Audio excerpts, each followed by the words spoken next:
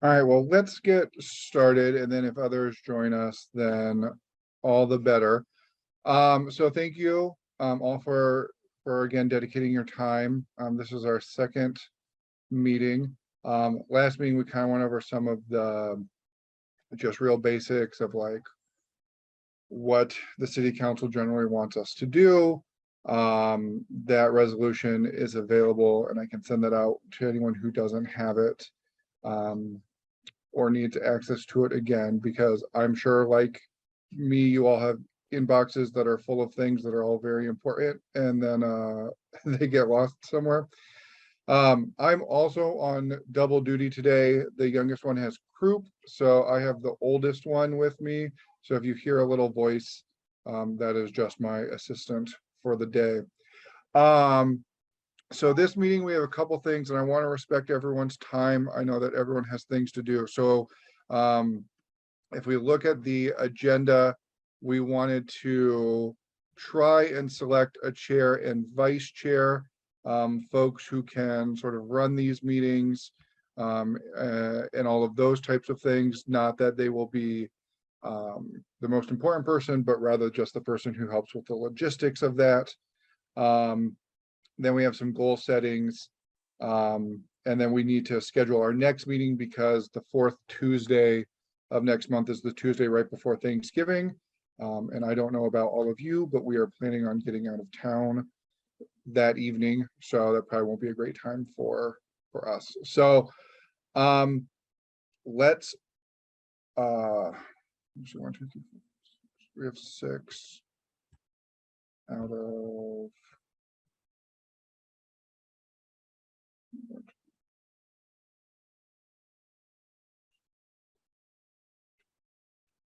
so we have enough folks that we can make a decision. So is there anyone who'd like to make a motion on a chair or vice chair? I know that Reverend Funches can't be here, and I know Dr. Nafisa Ibonye had to step away, so that reduces our number a little bit. And I did not hear from Lisa or Ronell or Teresa, but I'm willing to entertain whatever motion there might be on chair and vice chair. And this is again just purely administrative.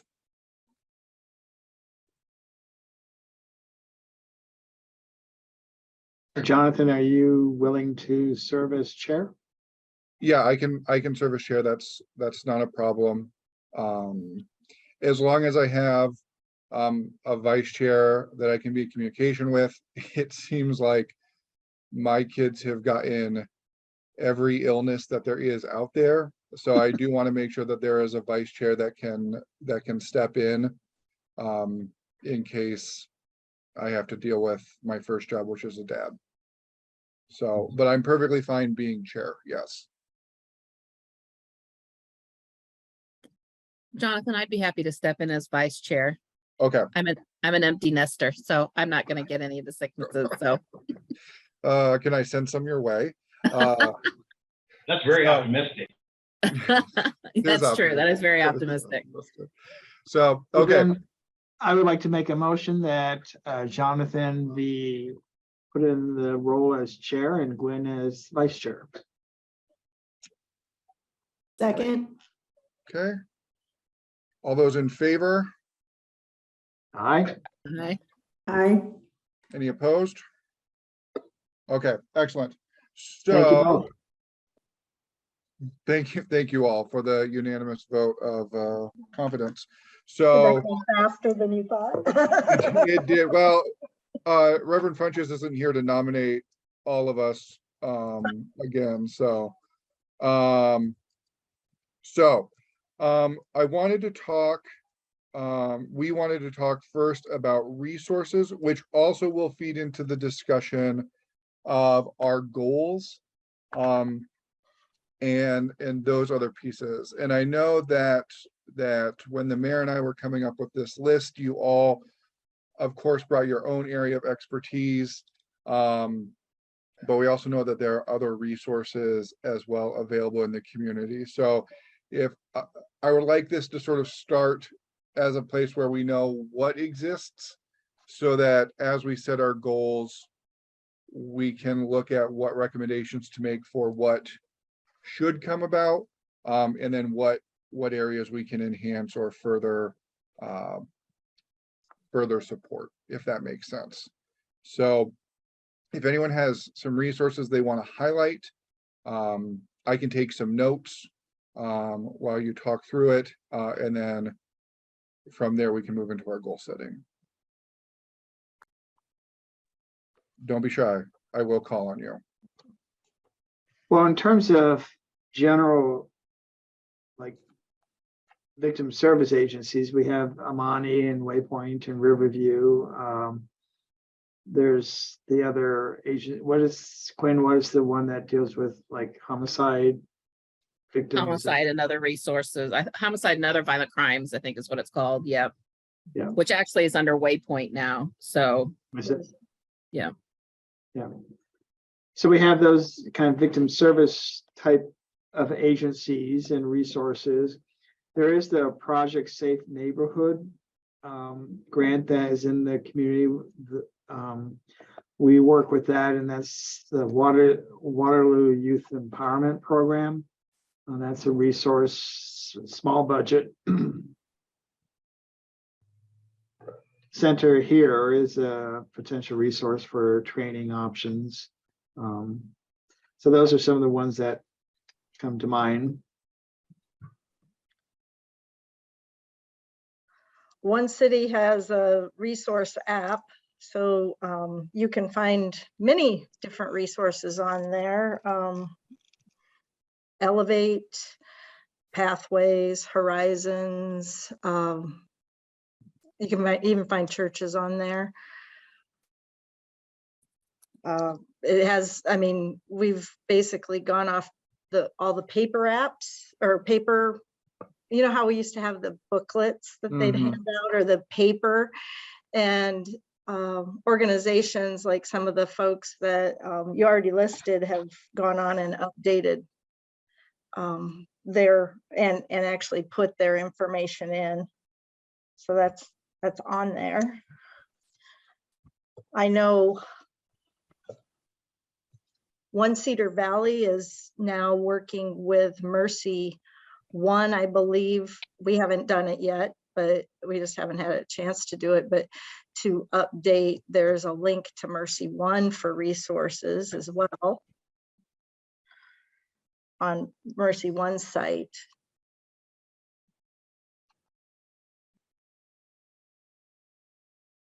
Educational institutes are on our app as well. And for me, when I think about sort of violence prevention at its very base level, you know, there's someplace like the Hospitality House, which gets people at least some respite from being on the streets during the day. Though certainly there's a glut of opportunities for people who are homeless at night, which is when things get, you know, super dicey. But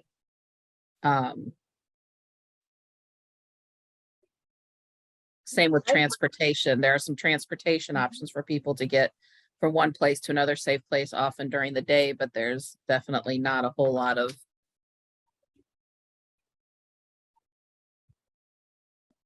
When you just went on mute. Maybe your cat was My telling cat you to just shut walked. up. My cat just walked across and put me on mute. That should tell you something. She's like, "Shut up! You talk too much." No, certainly there are some transportation options, but some of them are sort of limited, which leaves people pretty vulnerable as well. The one that Jonathan, I was just going to say, the one that we offer is just strictly for work. It's called To Work. We drive people to employ people, but we don't transport people like a taxi. So, yeah, and the housing, when you mentioned housing, that's an area that's greatly lacking. We've had more homeless people come through the Momentum program than ever. So Riverview Center at the end of last year received what was our first large federal grant we've ever applied for and actually received for a transitional housing program for survivors of SA and sexual assault, sexual violence. And it's been a learning experience for us, but it's been a very shocking to see. It's not, so, I mean, we will pay people's rent for, 6 to 24 months. And we have an MOU with Iowa Workforce Development for them to get any kind of services they need during that time to help them sort of get sustainability in their housing. And it's just difficult to find housing. That's the interesting part. It's not so much that there's housing that people can't pay for. It's how little there is in terms of affordable, safe, clean housing options for people, even when you have the ability to write a check. And again, that's the vulnerability that leaves people so susceptible to becoming victimized. We've helped people get into, it's the Center of Attention's Felicia Carter's program, The Best Kept Secret. We've helped women get into there. And then we've also connected folks with friends of the family for the next point of contact. And I don't know a whole lot about it, but First 5 is through DHS and they do a lot.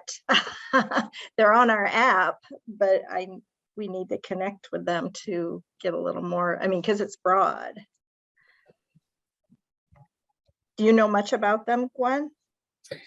I don't. I know that they do something in conjunction, if I'm not mistaken, they do something in conjunction with the Child Protection Center as well in terms of the assessments for the First 5. But I don't know much about them. And Friends of the Family can be a good option. The problem is their shelter is in Waverly. When you think of, and they do not provide any transportation options. So even if we have a survivor staying in the shelter and the survivor just needs to go to the drugstore to get a prescription, we have to drive to Waverly, take them back and whatnot. So it's for this. So it's a good, it's a nice option to have a shelter, but it's just not a great option for the Cedar Valley in terms of, people's accessibility. We have Joe, no youth shelters at all, do we, Gwen? No. Or anyone? I didn't think so. Joe and Jonathan, I'm wondering from another level whether we have particular ordinances or is there particular, from the legal side, potential resources that are unique to Waterloo that could be called upon to address violence in the community that could be more maximized, or are there things that other communities that have implemented that we haven't really approached or looked at? Oh, there's a plethora of programs out there, funding, staffing, resources. We're doing most of what we can. There are some things out there, but I think the bigger question is what kind of violence are we looking at here? Right. We don't have a huge homeless violence problem. Our violence problem is young gang members shooting other gang members, and they're not looking for rides. They're not looking for childcare. None of those are issues to them. So to disrupt that, there are groups out there trying to do it. Astor Williams comes to mind. He's got a group of a half dozen young African-American males that are trying to disrupt that and work within the community. You mentioned PSN. PSN was big a few years ago. It kind of faded off through COVID. I know they're trying to bring it back. When I started going to the meetings, they were so big, we moved to the UniQ. And then the last meeting the guy was at, said there were 3 people there. So Right. kind of had been flowed. But I'm hoping some PSN stuff comes back. From our side, most of it is deterrence through enforcement. We're, I would guess, on record pace for federal charges from the Blackhawk County area this year, just on gun crimes alone, whether it's firearm as a felon, firearm as a drug user, repeat offenders.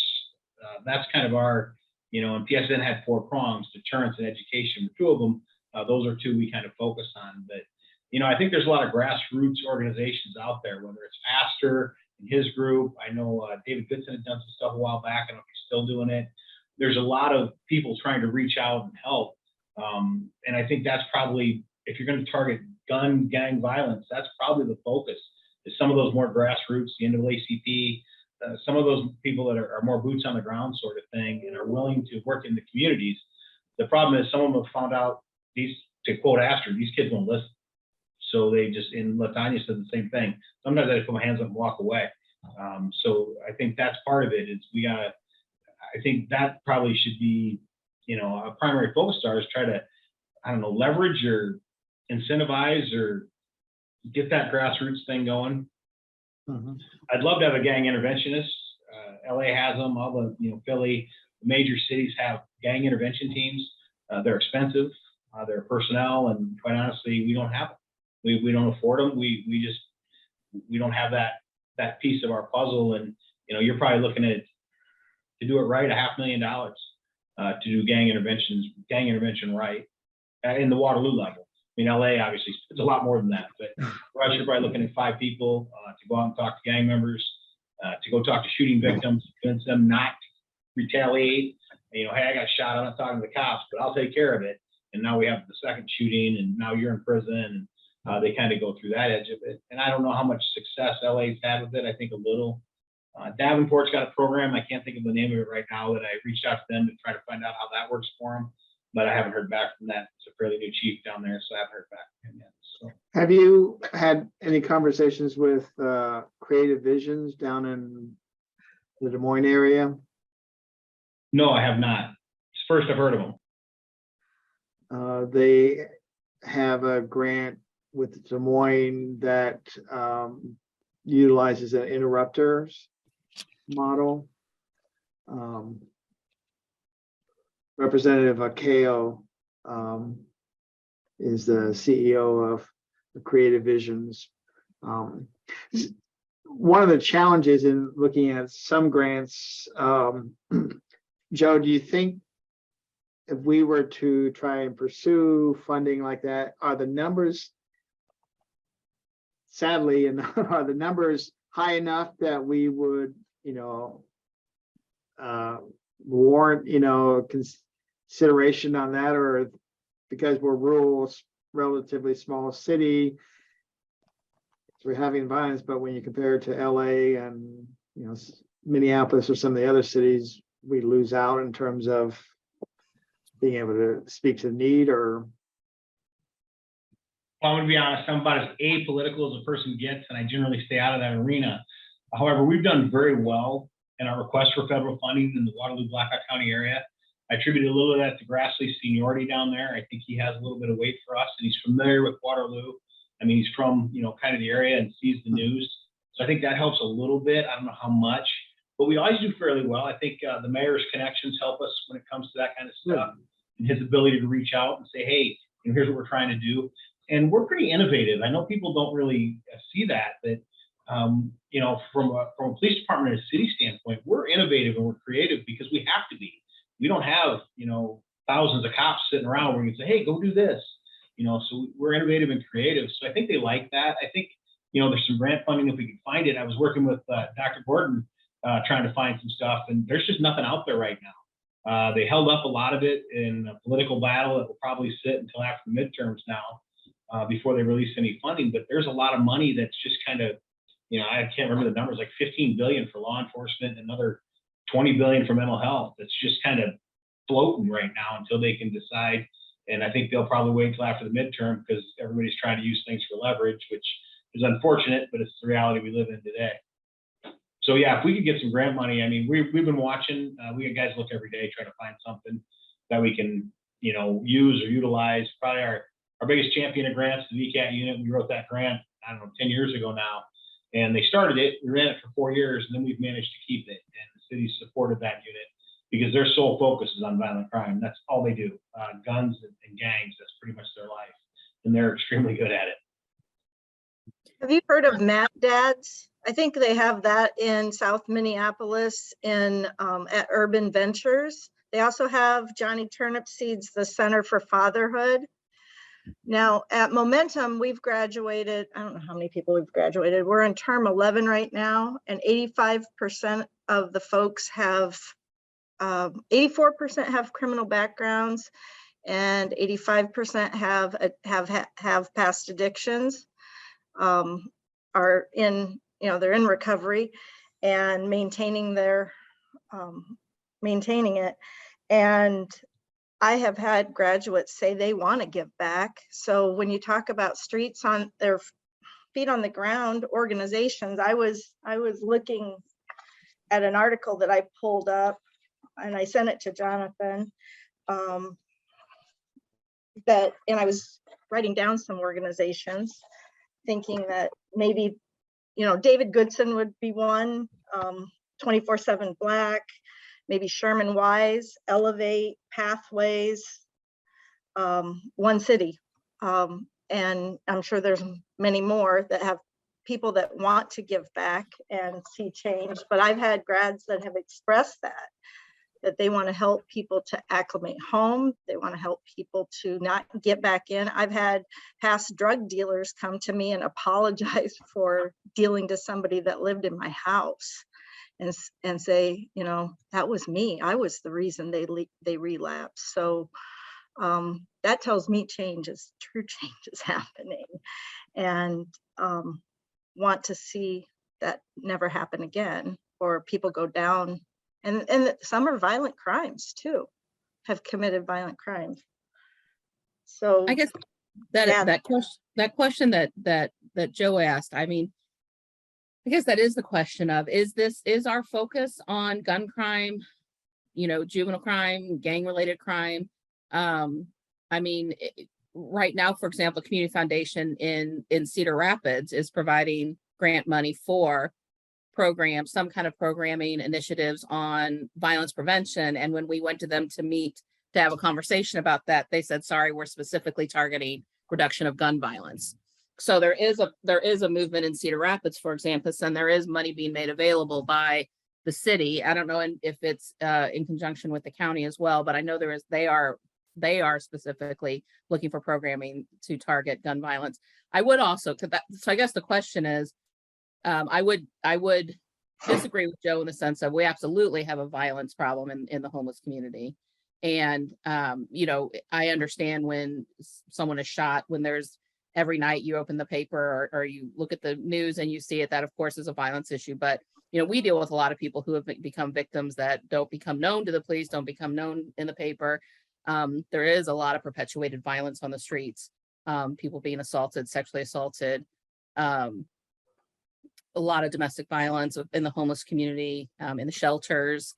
There's a lot of violence that's not just gun and gang related violence. So I guess that's a question too to think about is what are we thinking about? What are we focusing? Where are our efforts going? And is there some place in the community to find seed money, some kind of money, some kind of something for, some violence prevention programming? So in the conversations we had as a council, a lot of it was around gun violence and around youth. We passed some resolutions looking at youth opportunities as well as this one about gun violence. So while that is not, of course, to dismiss the other forms of violence that go on in our community, the big focus in the conversations that I've had, in the conversation that council had, is the focus on gun violence, especially with a particular emphasis on the fact, in my conversations with the VCAT group and others, that this problem is becoming a younger problem than it used to be, and Major Leipold can verify that that's accurate. But I mean, we know that the last couple of years have not been great. We just got national education data that says the last couple of years weren't great. We know that, but there's clearly some sort of disconnect. And that being said, none of this was born out of the last 2 years either. We know that there are structural things in place that lead to people making differing choices. So I think we want to focus on that. And I think, at least from a fair amount of folks, the conversation was particularly devoted around helping younger individuals either not reoffend or not offend at all. And so, and it is going to take a whole community effort, and I know that there are lots of groups and we want them and need them to be at the table for this discussion. So are there other resources or One questions? resource, Yeah, one resource that we have in the community that many communities don't, and it's not a dollars on the table type of resource, but Brad McCullough and Success Link, in terms of the data collection process that he has in place, being able to pull in school data and community data and be able to target the highest risk youth. That's a resource that can be used for grant writing or programming that is not available in many communities. So as we think about these things and our outcomes or our measures or programming or whatever we want, being able to get good data at the front end and back end, I think we've got some resources there. Doesn't bring people necessarily to the table in terms of grant dollars, stuff, things like that, but I think that's will help us down the road. yeah. And speaking to Major Leipold's point, gang interventionist programs are something that I've talked with some of my colleagues in Chicago, in the St. Paul area that have them. But one of the other things is having a violence interrupter model, which aren't necessarily police officers, but might be civilian. So that's another thing. So there are some resources. There's an organization called Cure Violence, which is based out of Chicago. They do something similar to Creative Visions, and they come in and they can do an assessment for the community. There has to be some grassroots building before they come into a community, but they've worked with communities of different sizes. I did reach out to Representative Ko, but I have not heard back, so I will send him another email about Creative Visions. But so there are definitely resources and options to look forward at.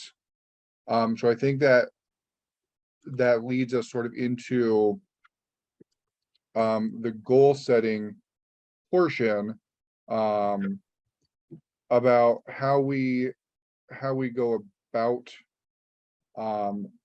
focusing on this issue, because we have 12 or so months, 12 to 18 months from when we first met in September, to come up with some plans and policies to set before the city. I will say, going back to your original question, Mike, I don't think there's anything specifically in Waterloo's ordinances that give us additional powers or things like that. But I think this commission is the start of that. And like we had talked about last time, policies probably will need to change. And this will be a conversation we will need to have with the county, and with the school district, and others, because it's going to impact all of us. So before I open it up for other goal setting, I think for me, one of the important things is that we get out there and we see these things with our own eyes. I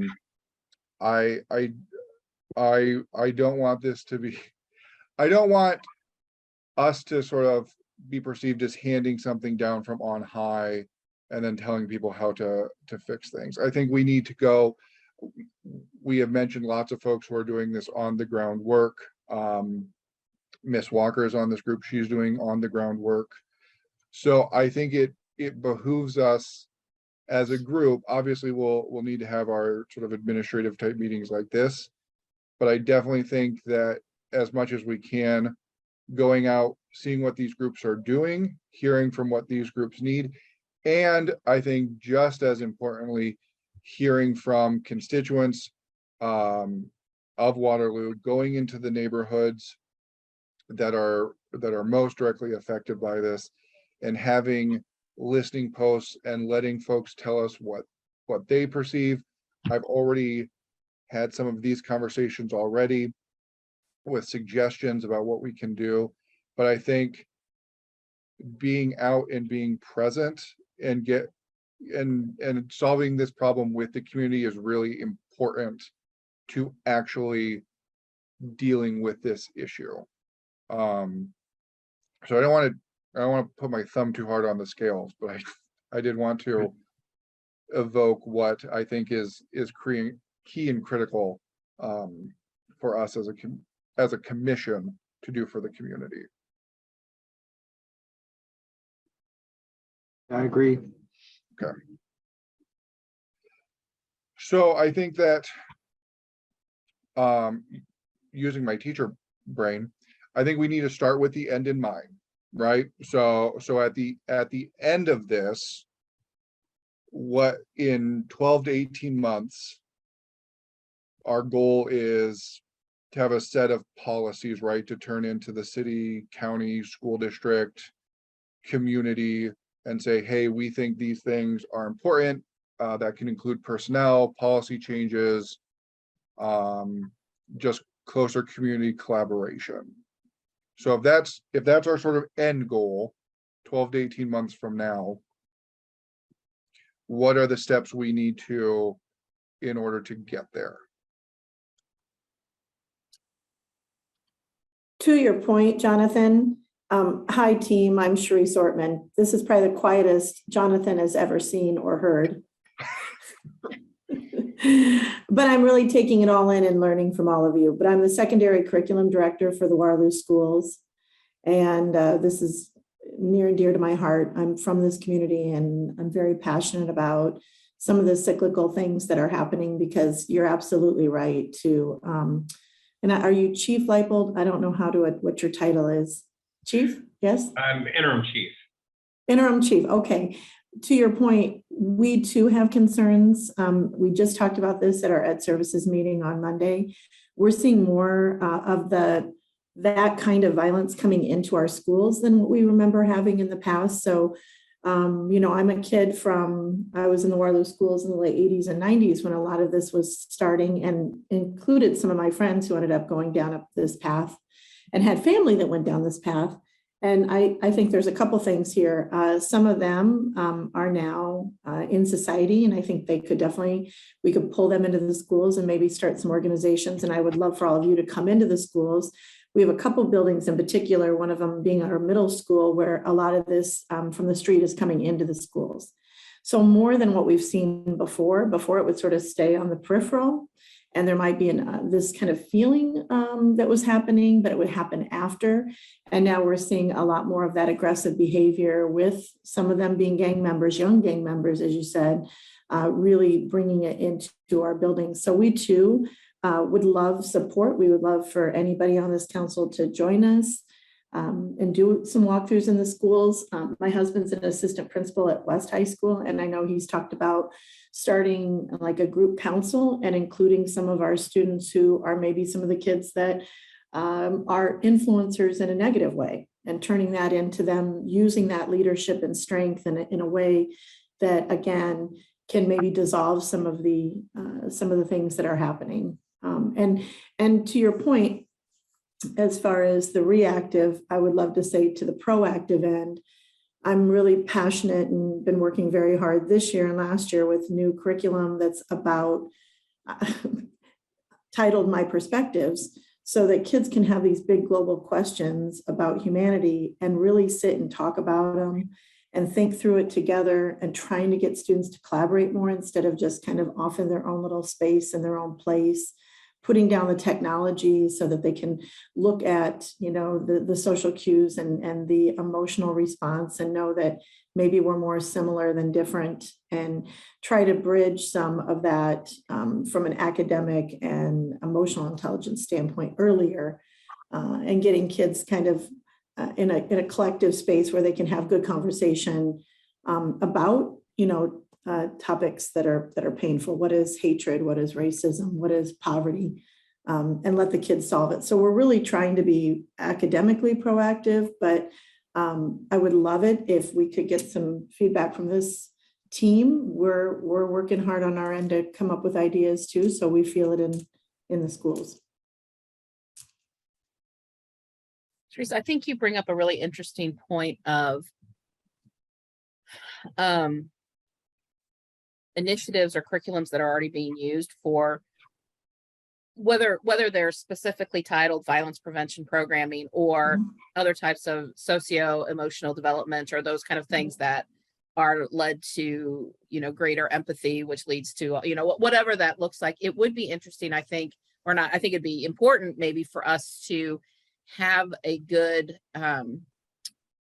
listing of what is being done in the schools, because I do think there's various organizations and various pools of money out there that people are using to do various things. And then there's the school district itself that's trying to do things. And I think, my nonprofit brains, like we don't want duplication of efforts, but more than that, we want to be able to assess if something is working, because there are some old curriculums that I know are being used that I don't think are really appropriate anymore. They were at one point, but I don't know if they're 100% appropriate anymore, given what we're talking about. And the what used to be appropriate in a middle school maybe isn't appropriate anymore. Maybe it's what was used to be in a high school is maybe more appropriate in middle school or something like that. We did violence prevention programming. Michael was part of all of this back in the day. And unfortunately, 3 or 4 years ago, the state cut all of our violence prevention and education funding. We were doing it in the middle and high schools. And we lost all of our funding. So, we pop in when we can, more sort of the one and dones or the kind of the arming the teachers kind of with some things. But I think it'd be great if we could get a good listing of what's already being done out there, because I do think there are people really giving it their best. But perhaps if we did some better sort of connect. So I think that's one thing we should put on our list, is to get a good listing, cataloging of what efforts are being done at the various levels, elementary, middle, high schools. Sure, I can help provide that. And I agree with you. I think programs sometimes become sort of a packaged fix-all. And I would love it to be more organic than that. Right now it's not really a program, but I really was thoughtful about making sure we were looking at curriculum for core, like for reading and writing, that includes these big perspective wonders where kids really do sit and talk about these big ideas that are, as my son said one day when he came home, and he said, today when we had a discussion on this topic, and it was about, I believe it might have been on racism. And he said, it helped me understand everybody else's perspective and how limited some kids in our class, what their experiences are. Even being in a very diverse, beautifully diverse community, their experiences might be very, very narrow, and just not understanding other people's entry points. So really trying to build teacher capacity. And we do a lot with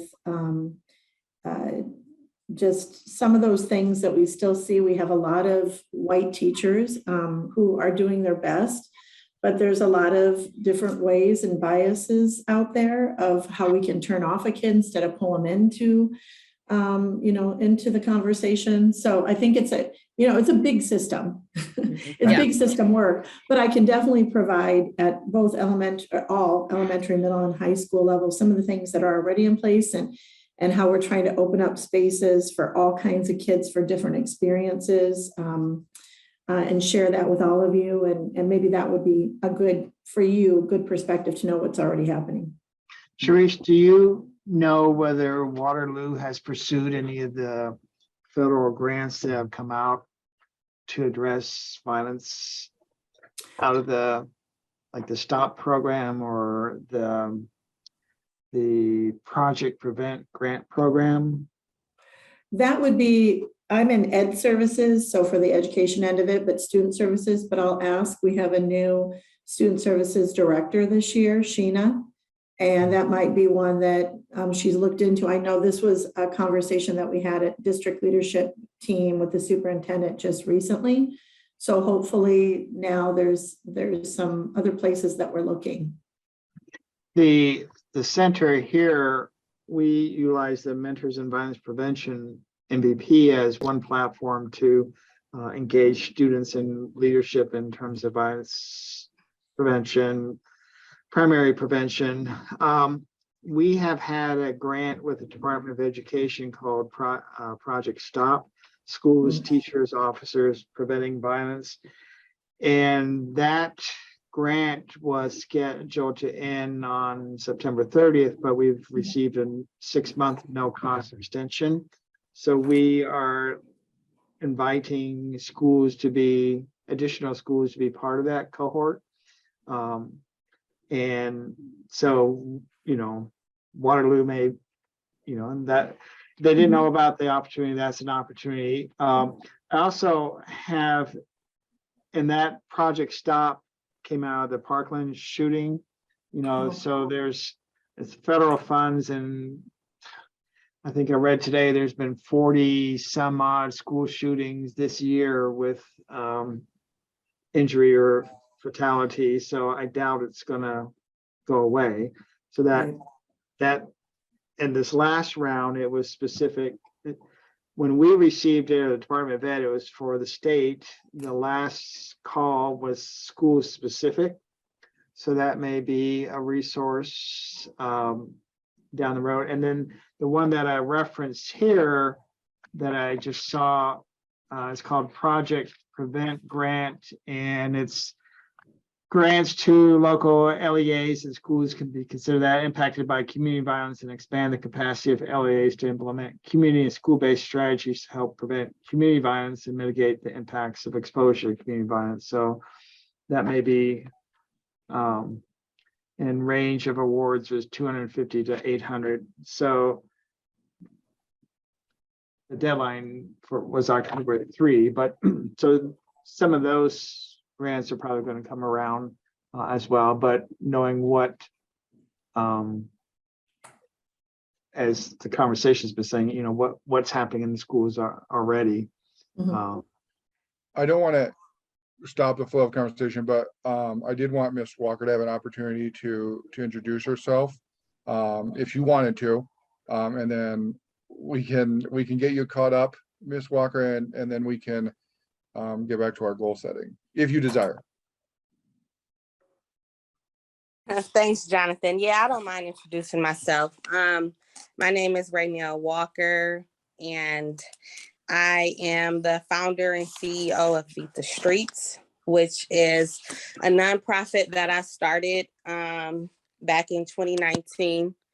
My brother was murdered back in 2018 and murdered in his home with his children there. So I kind of started this nonprofit. I'm trying to get it up and running off the ground, just to try and prevent at-risk youth from picking up guns and turning to gun violence, and to prevent families from going through what me and my family are currently still going through. So, yeah. And I also work at Waterloo Schools as well. So I work at Sure. Hoover. You're Yeah. very Oh, representative. wonderful. Great. Yeah. So yeah. Renell, just to catch you up, we did choose a chair and vice chair. I'll be serving as chair, and Gwen will be serving as vice chair, just for like the administrative type stuff. We did take some notes on resources that exist. Obviously, that list is probably not exhaustive because there are a lot of resources out there. But I will send that list out when I send notes later this evening. What we want to focus on, and I do want to be respectful of everyone's time and try and get us out by 5 o'clock, is goal setting. So the original resolution gave us 12 to 18 months to provide a set of policies to the city. That might also include presenting them to the school board, to the county board of supervisors, and in other fashions. And we talked about wanting to be out in the community. So if our goal at the end in 12 to 18 months is a final report, I want we wanted to establish some goals, and this is for the whole group, some goals to get us there in a timely fashion, because while 12 to 18 months sounds like a really long time, somehow it's almost November of this year, and time flies when you're having lots of things to do. So with that goal, what are other goals that we need to accomplish in order to meet that final goal? I do think, based on this conversation, it may not hurt to have groups visit the schools and sit down with admin, staff, and students in some capacity.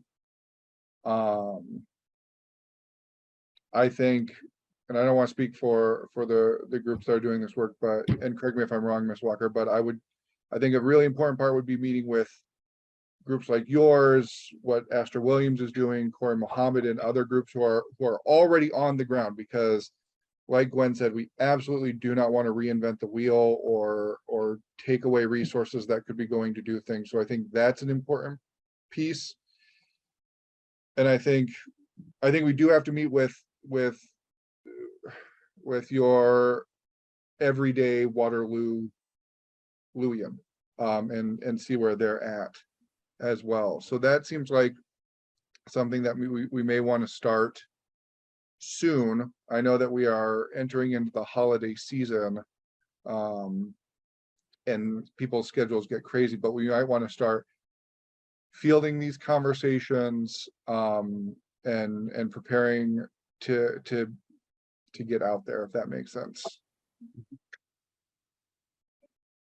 Yeah, I agree. I'd be very interested in, So I don't know how you want to set it up. I know two middle and one of our high schools where we've had an increase in fights that have come, that have come out of some of the things that are happening in the community. So I could set up a visit with those administrators at the two middle and the one high school. If there's any members that want to do that, and I can talk to Jonathan about what that schedule looks like and what times look like and meet with those administrators. great, thank you. Yeah, I think that's a good idea. We need it. It's time. Mhm.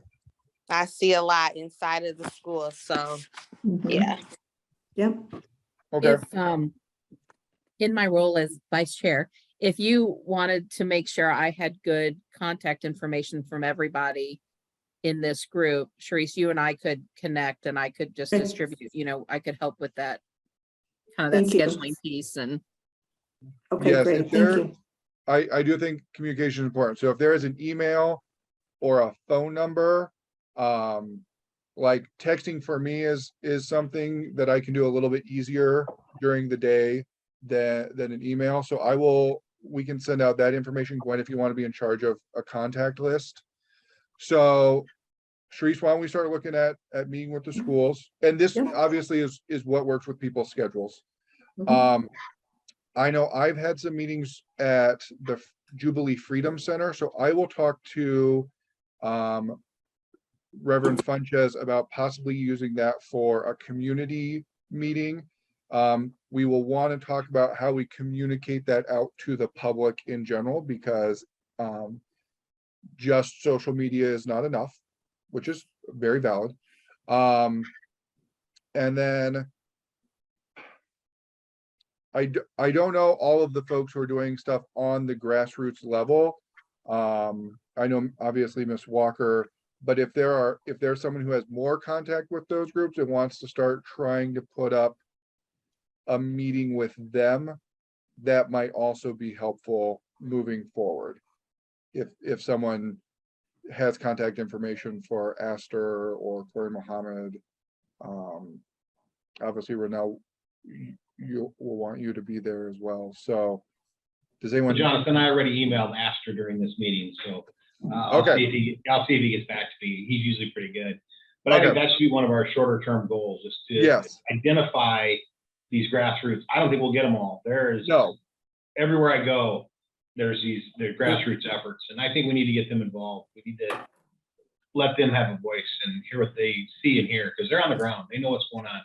Absolutely. And I'm also thinking of some of the pastors, Pastor Charles Daniels, and some others. So I agree, interim chief / Major Leipold, that that I think is probably our first goal sometime between November, early December, probably throwing in a community forum, which I'm guessing we'll have several. And then schools, not that they're less important, but maybe that might take a little bit more time, if that makes sense to everyone. Okay, so that sounds like a plan. Major Leipold, are you okay talking with Astor and seeing if there's a time that works along with Renell, and seeing if there's a time that starts working for these groups, or is there someone who has other? Absolutely. And as we're sitting here, I also thought the Department of Corrections, Ken Koltoff or somebody on his team, they have a lot of contact with a lot of kind of between offenders. And that's really the group you can get people to listen to is, you know, I like a lot of the efforts out there, but some of those guys coming out of DOC, they keep it real, and they'll tell them, you know, hey, I had one of them tell me, hey, prison saved my life, but I don't recommend you go there. You got to stop doing what you're doing. And they listen to people who have some of that. And absolutely. There's a lot of information over there. So I think Ken Koltoff or someone in his team would be another good contact. They also know a lot of the grassroots efforts. So I don't know. Okay. So thumbs up. Everyone kind of understands their assignments for next time. So the last piece in our last 6 minutes. So we have sort of slated the fourth Tuesday. However, the fourth Tuesday, like we said, is before Thanksgiving next month. So, and we can send out a doodle poll. I know those are everyone's favorites. I was thinking either the Tuesday before or the Tuesday after, so either the 15th or the 29th. So would it probably work best for everyone if I sent out a doodle poll about people's preferences? It'd still be the 4 o'clock time period, and then kind of whatever one gets the most, I'll let everyone know about a week ahead of, I'll let everyone know with the agenda. Is that fair? I know for me, I will be out of town the 15th.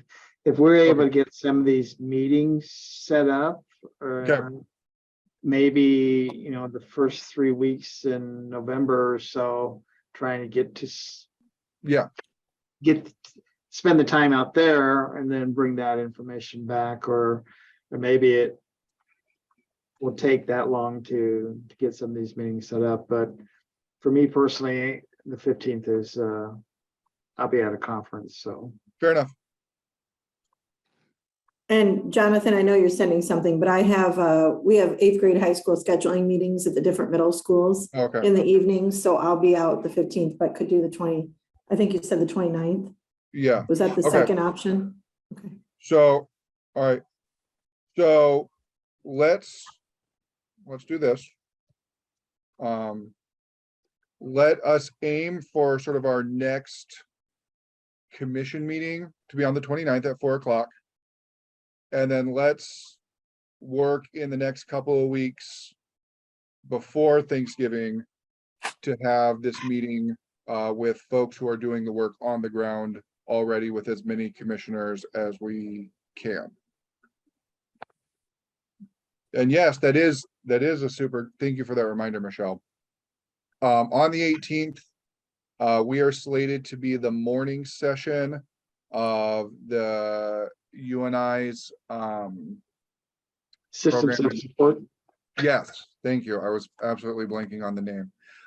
So we are the morning session. So you may have received some information about that already. If not, I can resend it. They will cover you if you want to go to the whole day conference. But we are the morning session, and we'll be a panel talking about this work that we're doing, as well as, of course, the expertise that you all bring from outside, and that is Friday, November 18th, for whoever can make it.